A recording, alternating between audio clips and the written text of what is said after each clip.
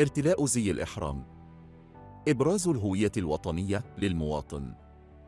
إبراز جواز السفر للمقيم. منطقة النقل. الدور الأول بجوار حوض السمك. موعد الرحلات. انطلاق رحلة من مطار الملك عبد العزيز الدولي كل ساعتين من 10 صباحا إلى 10 مساء. خط سير رحلة. مطار الملك عبد العزيز صالة 1 منطقة النقل. محطة كدي. موقف وقف الملك عبد العزيز.